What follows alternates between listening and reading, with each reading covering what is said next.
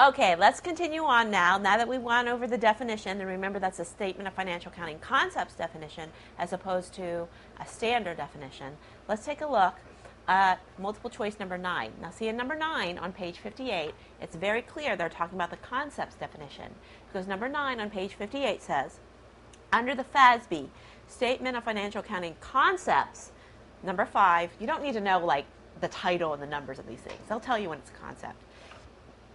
Under FASB Statement of Financial Accounting Concept Standard number 5, concept number 5, comprehensive income excludes changes in equity resulting from which of the following. Remember, comprehensive income is all changes to shareholders' equity, but it excludes investments by owners and distributions to owners. So let's take a look at this. Comprehensive income excludes changes in equity resulting from which of the following under the concepts definition. Loss from discontinued operations? Well, no. Loss from discontinued operations is part of the calculation for net income. We'll learn about that in Module 7D. When net income gets closed, it gets closed into retained earnings. Retained earnings is part of shareholders' equity. Okay, so that's included in comprehensive income. Letter B, a prior period error correction. Well, let's just say I forgot. That's Module 7B. That's error correction. Let's just say that I forgot to record depreciation expense last year. If I forgot to record depreciation expense last year, can I just record depreciation expense this year? No. Because what happens is if you record the depreciation for last year and this year, you'll double up on the depreciation expense from last year. So what you're supposed to do is debit retained earnings and credit accumulated depreciation. Of course, when you debit the retained earnings, you have to do it net of tax effect. And you're probably going to have sort of like a debit of retained earnings, debit some sort of either income tax payable to reduce your tax liability, or you could debit a tax receivable because you're going to do a refund, and then you would credit accumulated depreciation for the total amount. So when you debit the retained earnings, that is going to change total shareholders' equity. Take a look at letter C, dividends paid to shareholders. Well, no, the dividends that you pay to your shareholders that involves the owners. Those are the distributions to the owners when you debit retained earnings and you credit cash. So that is excluded from comprehensive income under the concepts definition. So the correct answer then is C. What about letter D? Unrealized loss on securities classified as available for sale. We will learn in investments, which I believe is module 14, and you'll be doing that with Mike. Unrealized losses on securities available for sale could either be classified as ordinary income if you elect the fair value option under standard number 159, or under standard number 115, it's part of other comprehensive income. And other comprehensive income is still going to change. Other comprehensive income is a temporary account. It gets closed into accumulated other comprehensive income, and that's still a separate component of shareholders' equity, so that's going to change there too. So the best answer then is dividends paid to stockholders, answer C, because comprehensive income under the standards definition excludes investments by owners and distributions to owners. Okay, let's keep ongoing with all the different definitions that we have. Letter G. Letter G on page 2, which is about 2 inches down from the top of the page, page 2 of your financial accounting and reporting handout. Letter G says revenues. Revenues are inflows or other enhancements of assets of an entity or the settlement of its liabilities, or a combination of both, during a period from delivering or producing goods, rendering service, or other activities that constitute the entity's ongoing major or central operations. Note, the key word is an ongoing major or central operation. Remember that with a revenue, when you have a revenue, you can get an asset, so you can debit cash or debit accounts receivable and then credit sales. That's one way to get a revenue. The other way to get a revenue is if you reduce your liabilities, and that would be by debiting unearned revenue or deferred revenue and crediting revenue. Okay, so unearned revenue or deferred revenue is a liability account, because what happens is if you have a customer and your customer pays you in advance, that's not a revenue until you actually earn it. So if the customer pays you in advance, you would debit cash, credit unearned revenue. The credit to unearned revenue is a liability. Once you earn it, then you debit the unearned revenue and you credit the revenues. So what happens, you can decrease your liabilities and earn the revenues. Okay, so that's a revenue. What you have to understand is that it does occur from your ongoing major or central operations. Let's take a look at letter H. Letter H says expenses. Outflows or other the using up of assets or incurring a liability or a combination of both during a period from delivering goods from delivering goods or producing goods, rendering service, or other activities that constitute the entity's ongoing major or central operations. Please note the key words are ongoing major or central operations. All right, it has to be ongoing major things that you do every day. That's a revenue, that's an expense. Okay? Then let's take a look at gains and losses, letter I and J.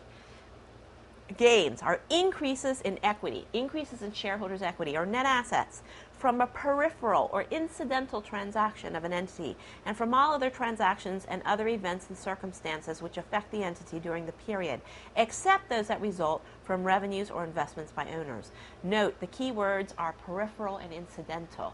So the journal entry there would be like debit cash or some sort of receivable credited gain, but it's incidental and peripheral.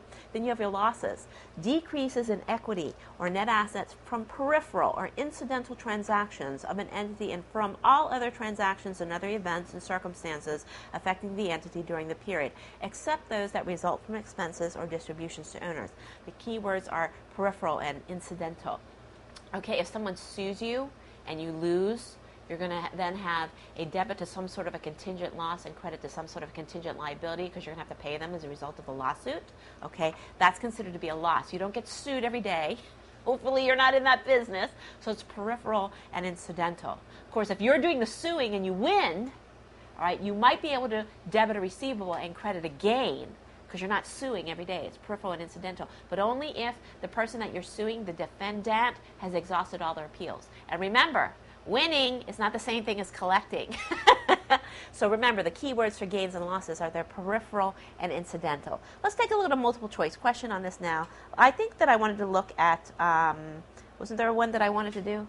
Let's see. It was multiple choice number 15, wasn't it? Right. Let's take a look at multiple choice number 15. Number 15 is found on page 59. Number 15 on page 59 says, according to the FASB conceptual framework, so these are concepts, right? An entity's revenue may result from. Can you get a revenue from a decrease in an asset from a primary operation? No, decreasing an asset is usually an expense. All right. How about letter B, an increase in an asset from an incidental transaction? If you increase an asset from an incidental transaction, that's probably going to be a gain. How about letter C, an increase in a liability from an incidental transaction?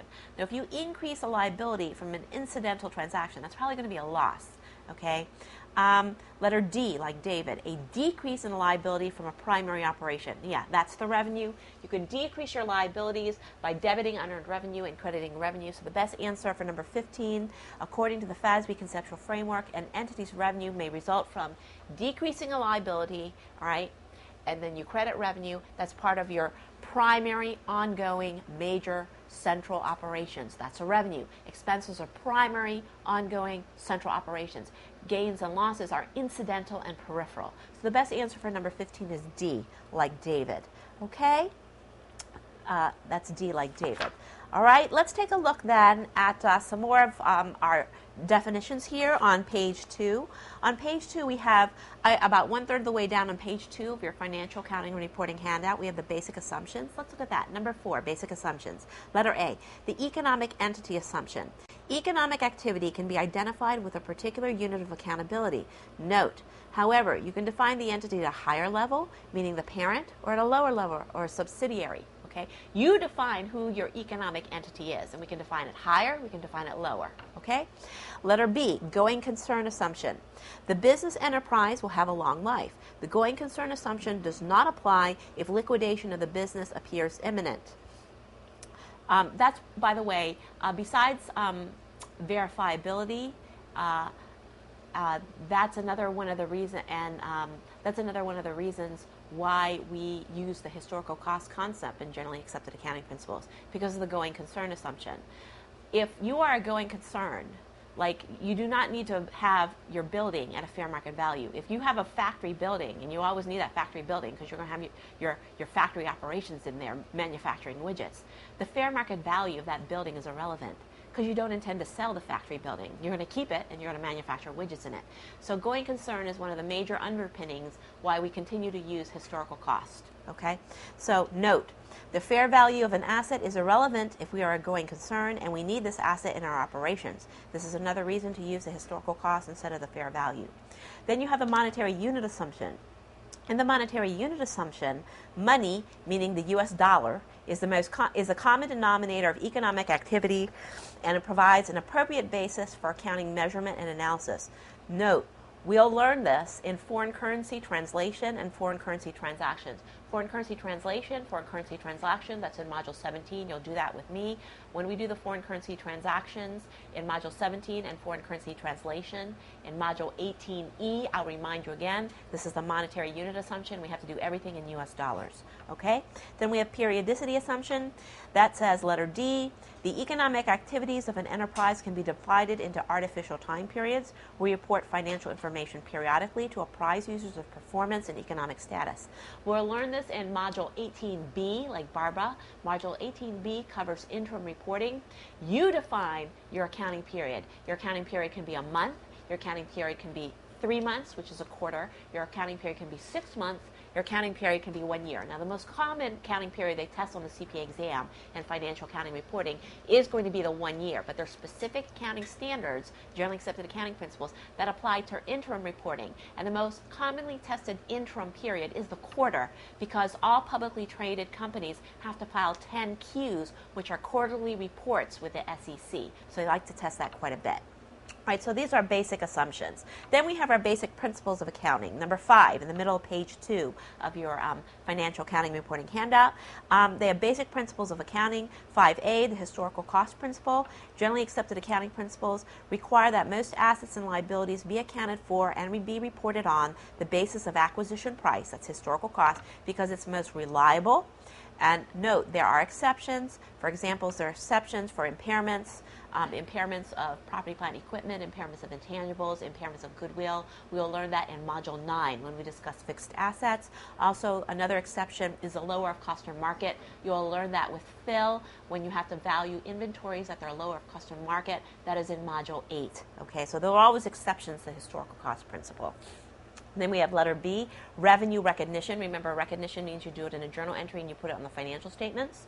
Revenue recognition principle is revenue is generally recognized when it's 1, realized or realizable, and number 2, earned. Revenues are realizable when assets received or held are readily convertible into cash or claims to cash. Revenues are considered earned when the entity has substantially accomplished what it must do to be entitled to the benefits represented by the revenues. Recognition at the time of sale provides a reasonable test. Yes, the general rule of thumb is you recognize revenue at the time that you make the sale, but there are exceptions.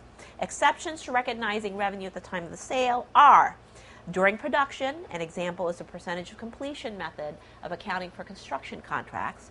And number 2, upon receipt of cash. For example, the installment sales method of accounting or the cost recovery method of accounting are exceptions where you recognize revenue as you receive the cash. Okay?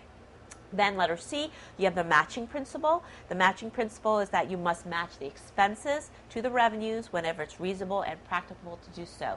Remember, you match expenses to revenues. You do not match revenues to expenses. It's the other way around. Expenses get matched to the revenues. The full disclosure principle, which basically means put it in the footnotes. Accountants use their judgment in deciding what gets reported in the financial statements. If something does not appear in the statements, then it may appear in the footnotes or in supplementary information. The footnotes generally amplify or explain the items in the main body of the statements. Supplementary information contains other information that may be highly relevant but is less reliable. And a good example of items that only appear in footnotes and never make it to the statements is segment reporting. We will discuss that in Module 18C. I'll discuss that with you. That's called segment reporting. Oh, by the way, if you wanted to look up segment reporting in the current text or in the topical index, where do you think you would look it up? Yeah, under S for segment reporting. I think you guys get the general idea. Otherwise, you would have to know it's standard number 131. Anyway. That's the way you would look it up in the original pronouncements. You'd have to know it's segment reporting standard number 131. But that's too much thinking. Look it up in the topical index. It's arranged just like the current text. It's under S for segments. Okay. All right. Segment reporting is a very good example of required disclosures. Remember, the footnotes are an integral part of the financial statements. They are audited to the same amount of rigor in the audit as the financial statements. Okay. Then we have constraints. The constraints say Cost-benefit relationship. Remember that information is very expensive. The cost of providing the information must not outweigh the benefits that can be derived from using the information. Letter B, materiality. An item is material if its inclusion or omission would influence or change the judgment of a reasonable person. So materiality is an error or omission on the financial statements or in the footnotes, which are an integral part of the financial statements, which would affect the judgment of a reasonable person relying on the financial statements. That's what materiality is. Conservatism is when in doubt, the accountant will choose a solution that is least likely to overstate assets and overstate net income. So no matter what, when confronted with alternative treatments, you'll select the accountant treatment, which makes the net assets lower and the net income lower. You don't want to overstate those things, okay? Let's see if we can just take a look at a multiple choice question on this. Let's take a look at multiple choice number 12. Number 12 is found on page 58. So number 12 on page 58. Number 12 says, what is the underlying concept that supports the immediate recognition? Remember, recognition means you do a journal entry and you put on the financial statements. What is the underlying concept that supports the immediate recognition of a contingent loss? Why would you always recognize a contingent loss? Well, because of conservatism, right? Because it would have a tendency to make your net assets lower and your net income lower when you recognize a loss. Because a journal entry would be to debit a loss and credit some sort of a liability. So is it substance over form? No. Is it consistency? No. Matching? No. Conservatism? Yes. The best answer for number 12 is D, like David. Okay? A couple other things. At the bottom of my handout of page 2, by the way, I'm just warning you now, item 4B, remember in the middle of my handout for page 2, going concern assumption, there is an exposure draft currently.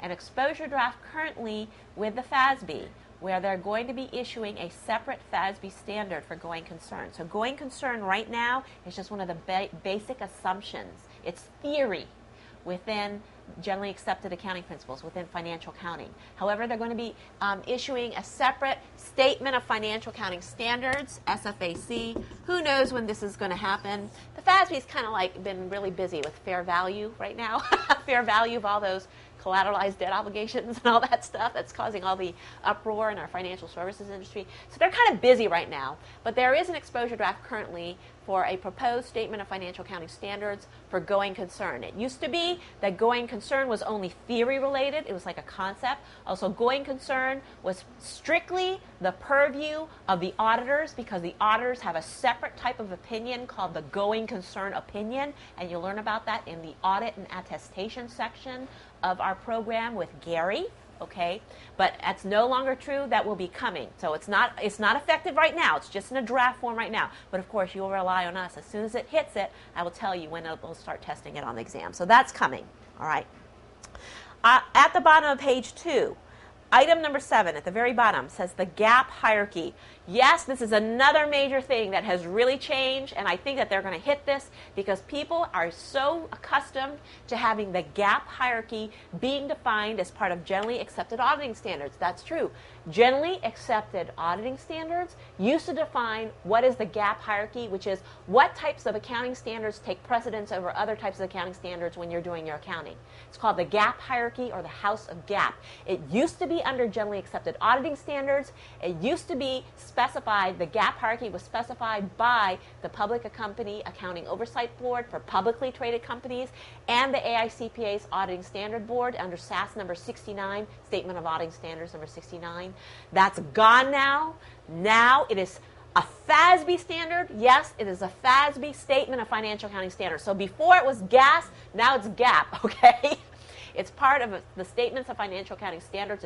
It's the same hierarchy, they just moved it, okay? So they would love to test that because that's confusing because it's changed jurisdiction. It's the same hierarchy, but it's now been moved to FASB Statement of Financial Accounting Standard number 162, the hierarchy of generally accepted accounting principles. Now remember, who has this been delegated to? This has been delegated to the FASB. They write statements of financial accounting standards and their interpretation. Who delegated that authority to them? The Securities Exchange Commission. Remember, under the 1934 Securities Exchange Act, it is the SEC who has the legal mandate to write generally accepted accounting principles in the United States. They have always delegated that to the private sector. Before the FASB, we had two other bodies.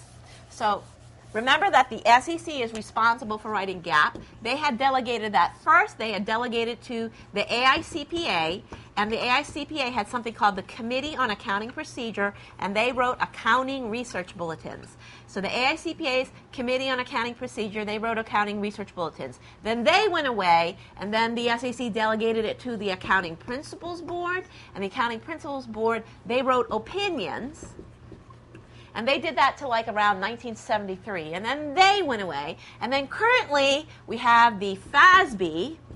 And the FASB writes statements of financial accounting standards and their interpretations. Okay? So the FASB is who's currently in charge. They write the statements of financial accounting standards and their interpretations. Okay? And just recently, on November 14th, the SEC did issue a proposal to switch over from U.S. GAAP to international GAAP. Now, don't worry, this will not be happening until 2011. So you need to get over and done with the CPA exam as soon as possible, because you do not want to. There's going to be a major transition from U.S. GAAP to international GAAP, but that's not happening until a few years down the road. And as far as I'm concerned, I'm happy because that's full employment for all CPAs. Because converting from U.S. GAAP to international GAAP, you know you just can't throw away U.S. GAAP in 1 year and have international GAAP the next year. You're going to have a transition period where you're going to have to know both types of GAAP, okay? Like 3 to 5 years where you have to know them both. You want to talk about full employment for all accountants? It won't make the Sarbanes-Oxley Act look like this anyway. So I'm happy. I'll be busy. But for right now, it's the FASB writing the accounting standards. It's the FASB, they write the accounting standards, the statements of financial accounting standards, and their interpretations. So that's why if you look at the bottom of page 2, under 7A, this is the highest level of the accounting hierarchy under standard number 162. It's now a FASB standard. It's no longer under generally accepted accounting standards. It's part of the generally accepted accounting principles. Standard 162.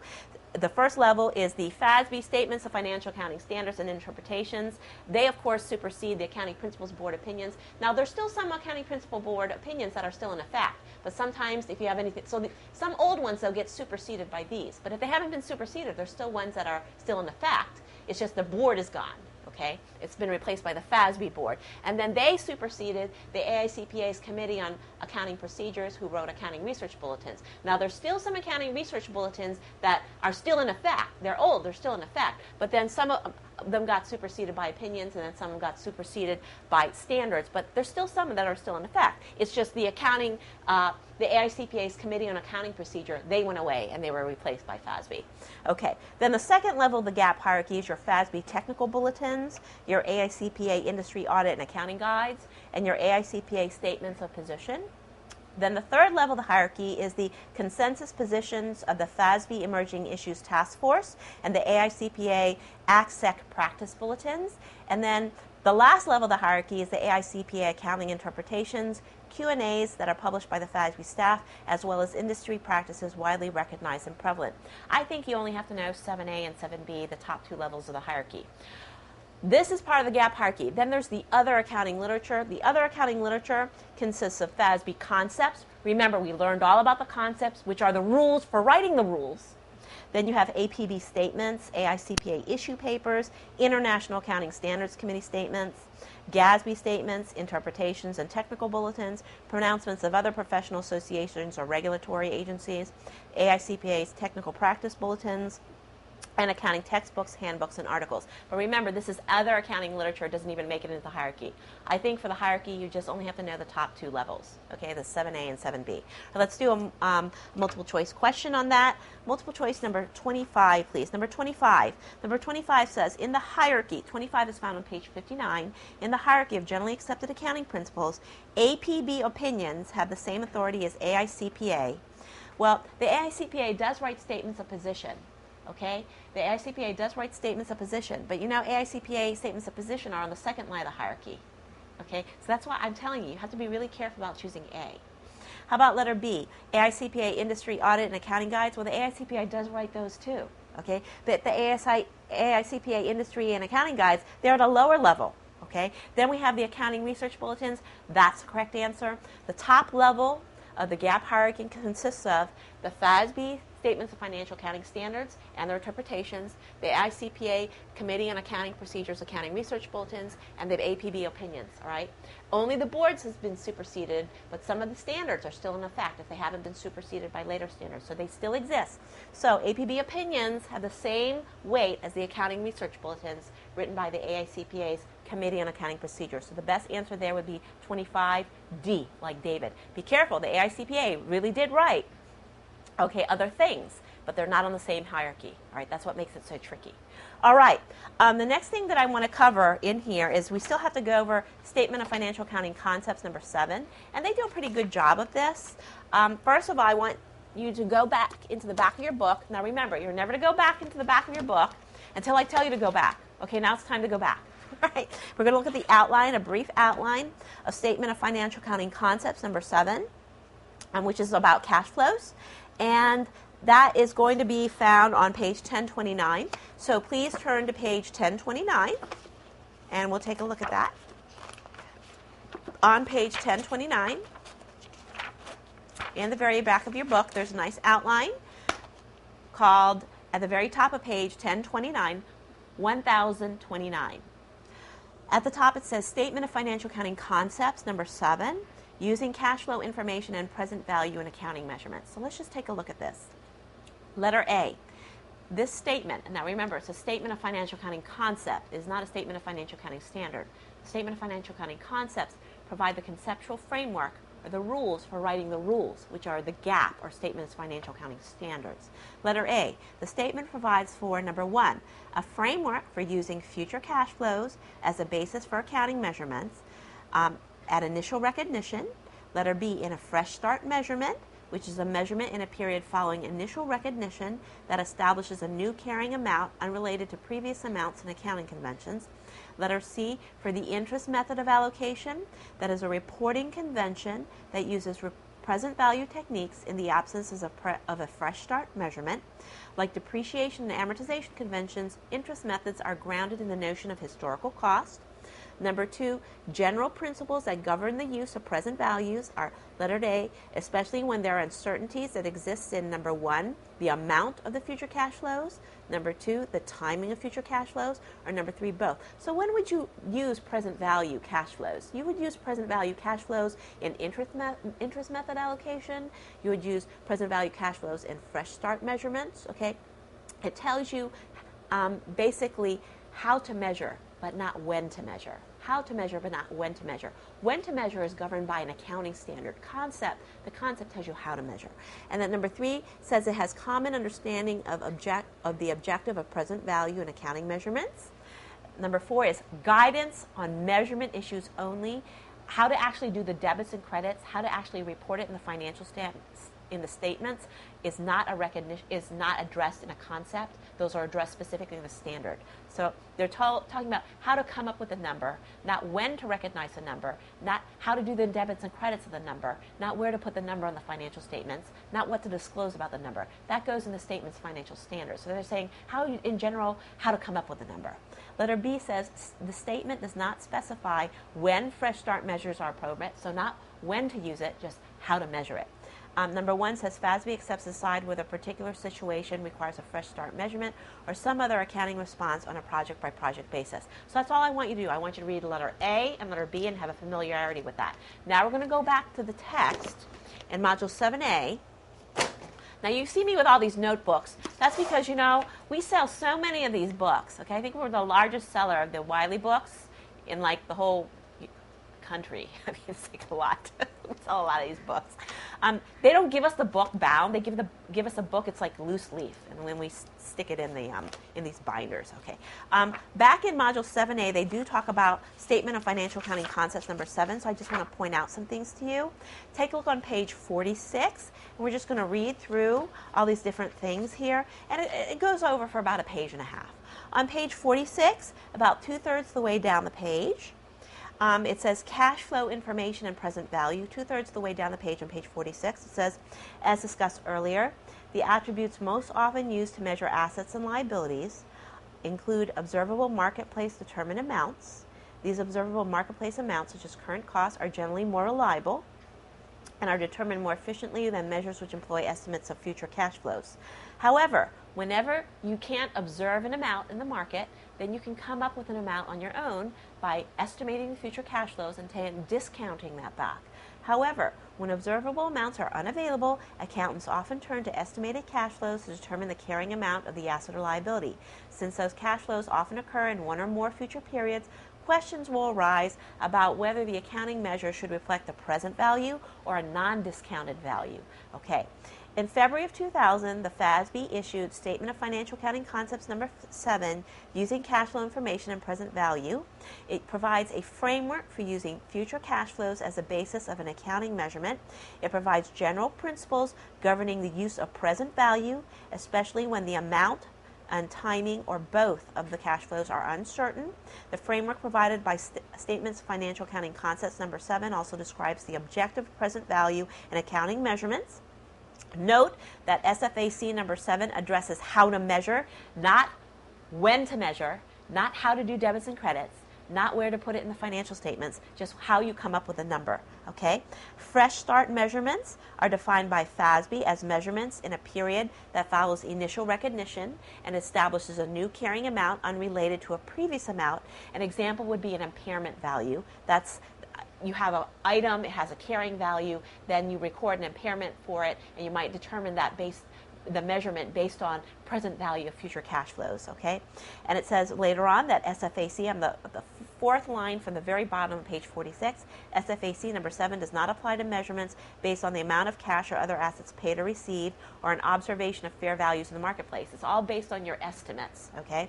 If such observations or transactions are present, the measure would be based on them, not on your estimates for future cash flows. The marketplace assessment of any present value is already embodied in a transaction price.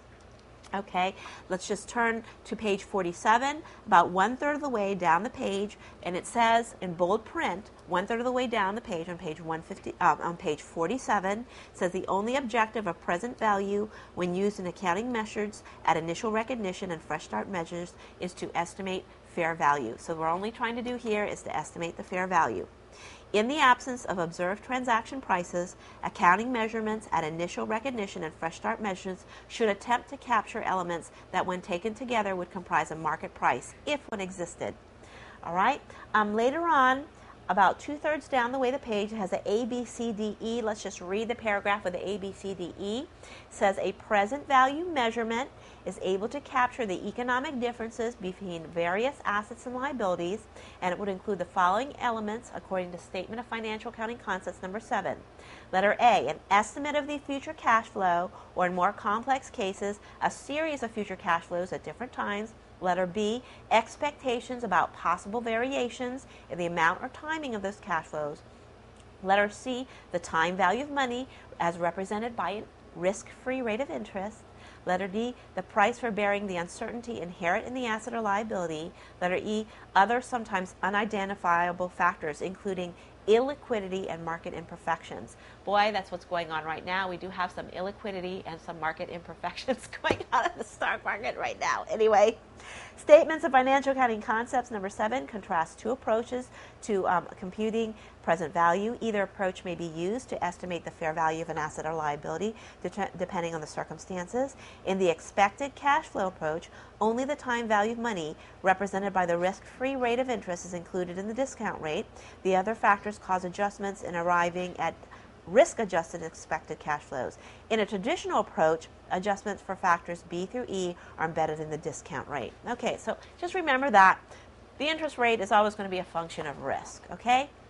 At the top of 48, I just want you to know at the very, very top of 48, there's something in bold print at the top of page 48. It says the expected cash flow approach uses all expectations about possible cash flows instead of the single most likely cash flow. The expected cash flow approach focuses on a direct analysis of the cash flows in question and on explicit assumptions about the range of possible estimated cash flows and their respective probabilities. All I want you to write there is, yeah, you're allowed to estimate cash flows based on probabilities. All right, so I just want you to write there, probabilities are okay. So probabilities are okay, but all the probabilities have to add up to 100%. So probabilities are okay, but they all have to add up to 100%. And when they use the word expected, then expected values, then you want to say, okay, well, then that means that they're talking about probabilities. So expected equals probability. Okay, let's take a look at some multiple choice questions on this.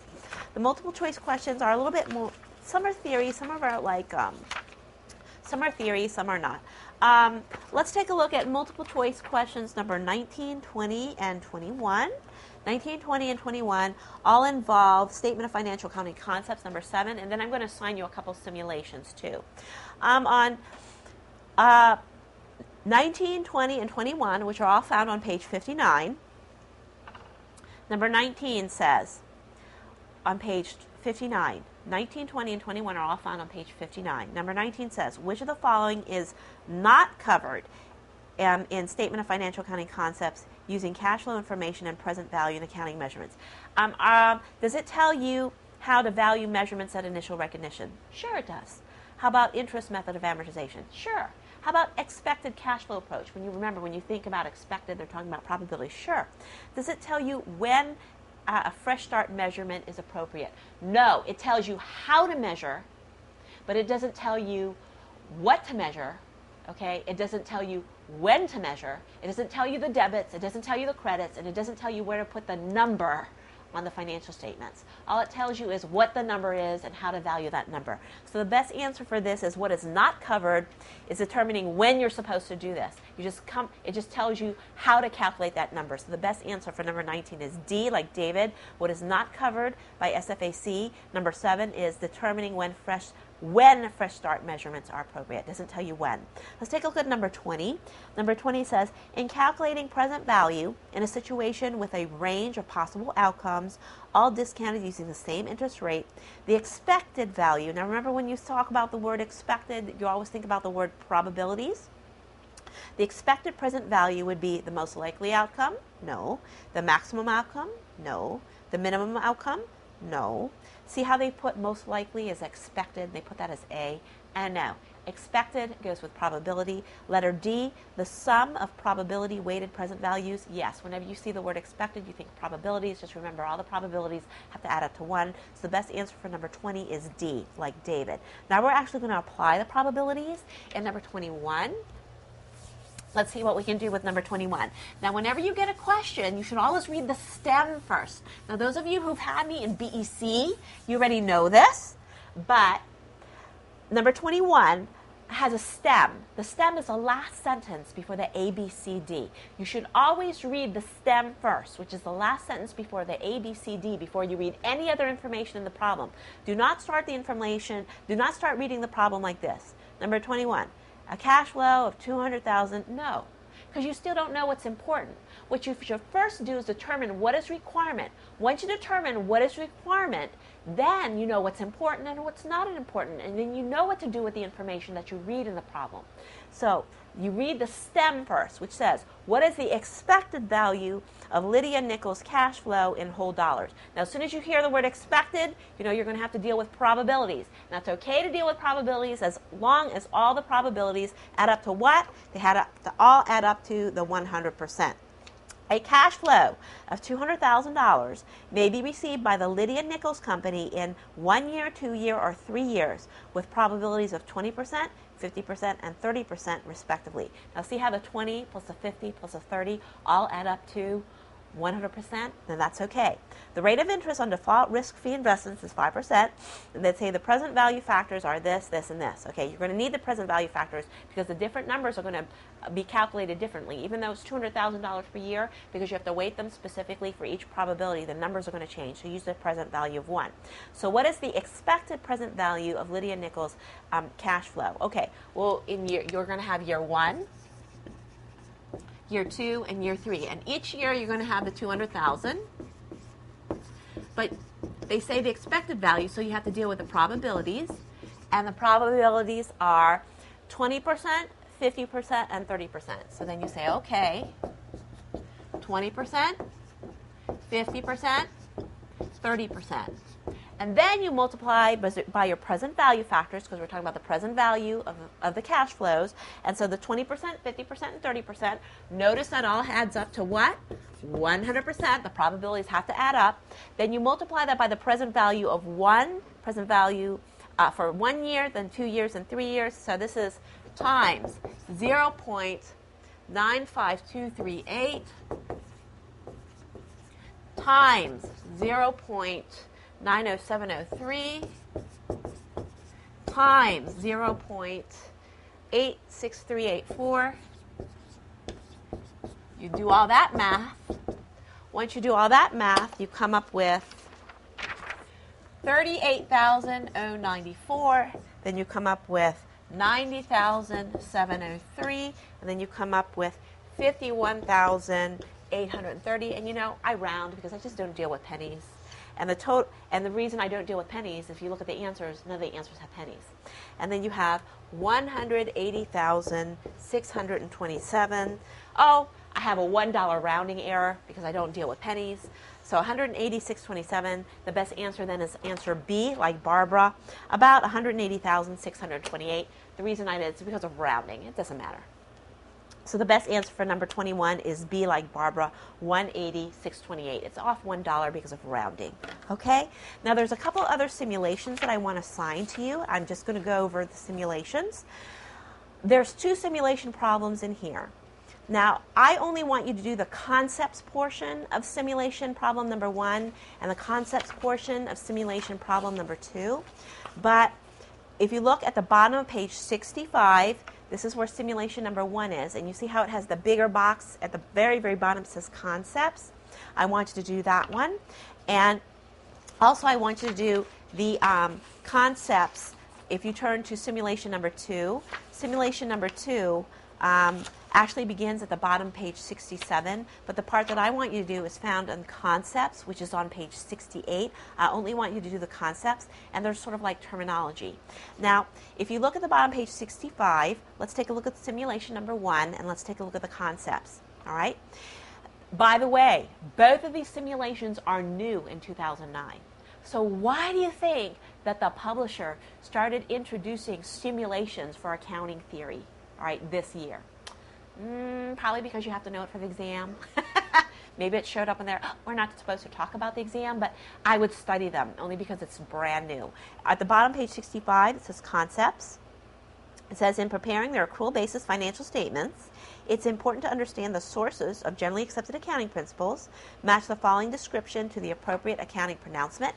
So basically, what they have here is they have, this is where they have a 1 for 1, and whenever you have a 1 for 1, in page 66, you can notice that there's on page 66, they go A through F, which is 6 definitions, and then they have 6 terms, okay?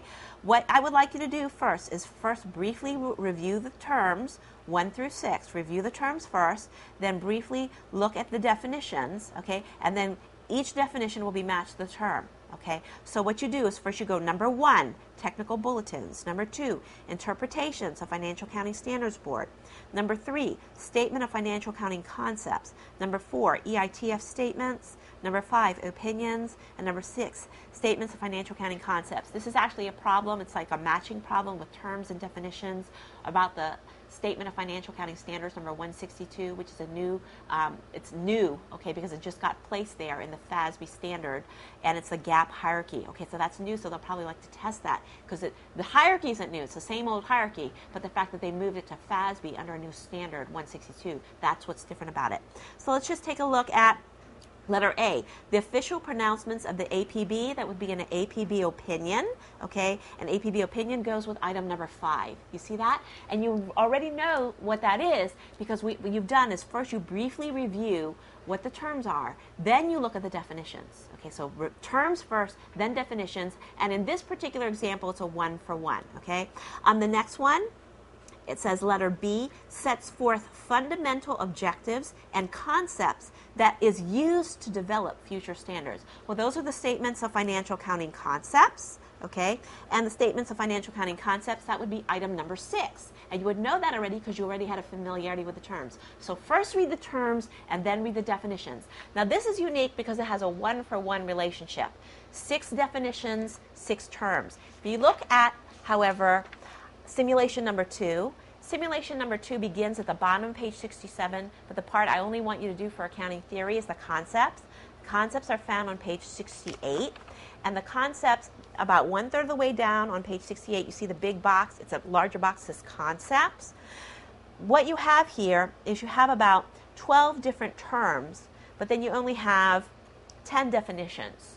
So what I want you to do is first I want you to briefly review the 12 terms, which are there: A, recognition; B, comprehensive income; C, representational faithfulness; D, revenues; E, predictive value; F, consistency; G, gains; H, net income; I, earnings; J is realization; K is a replacement cost; L is a current market value. So we briefly review the terms. And the instructions here say, this question consists of 10 items that represent descriptions or definitions of the FASB Statement of Financial Accounting Concepts. Select the best answers from the terms listed A through L. A term can be used once, more than once, or not at all. So in simulation number 1, it was a 1-for-1 relationships, 6 terms, 6 definitions. Here you have 12 terms, but only 10 definitions. Okay? So then you already have a familiarity with the 12 terms because you just read them. And then you say, number 1, a component of relevance. Well, this is about the goofy chart that we have on page 1 of our handout. A component of relevance would either be predictive value, feedback value, or timeliness. And then so you would know that item number 1 goes with letter E because that's predictive value. They don't have feedback value or timeliness in the list of A through L. So number 1 goes with letter E. Let's just take a look at another one, number 2. Number 2 says increases in your net assets from an incidental peripheral transaction affecting an entity. Well, you know that the incidental peripheral transactions were either gains or losses. What would increase your net assets? Not a loss. It would be a gain. So it would be gains. The answer would be G, gains. Okay? Let's take a look at, contrast that with item number 7. Item number 7 says inflows or other enhancements of assets of an entity or settlements of its liabilities from delivering or producing goods, rendering services, or other activities that constitute an entity's ongoing or major or central operations. That's going to be a revenue because you're increasing your assets. Okay? If you're decreasing your assets or incurring a liability from your ongoing major or central operations, that would be an expense. So 7 would be then a revenue, and then the answer is the letter D, like David. Okay, I'm not going to go over all of these. You can do these ones on your own. So I want you to go ahead. I want you to do that. Remember, in this particular one in simulation number 2, you can use a term once, more than once, or not at all. And they have both kinds. The kind they have in simulation number 1, where it's a 1-for-1 relationship. Here it's once, more than once, or not at all. Be familiar with the way they can do it. Follow the instructions very carefully. Remember, whenever you're matching terms with definitions, review all the terms first, then read a definition and immediately try and match it to a term. Okay? All right then. I'll see you then in Module 7C when we discuss accounting changes. Make sure you do those simulations, simulation 1 and 2. For me, you only have to do the concepts. Also, for all the terms that are listed on page 1 and page 2 of my financial accounting reporting handout, make sure that you have a good familiarity with the terms because those are keywords that you might have to search if you had any research to do. Bye-bye.